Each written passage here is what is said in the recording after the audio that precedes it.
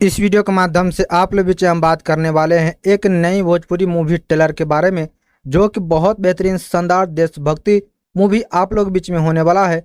तो सारी इन्फॉर्मेशन इस वीडियो के माध्यम से हम बात करेंगे। कौन सा मूवी है, कौन सा कलाकार काम किए हैं, कब आप लोग के बीच में रिलीज किया जाएगा। उससे पहले आप सभी हमारे चैनल पर नए हैं तो चैनल को सब्सक्राइब कर ले, ताकि ऐसे न्यू इन्फॉर्मेशन का वीडियो आप लोग बीच में हमेशा रोजाना हम लाते रहते हैं। चलिए हम वीडियो को शुरू करते हैं, जो कि मूवी का नाम है मिशन चाइना।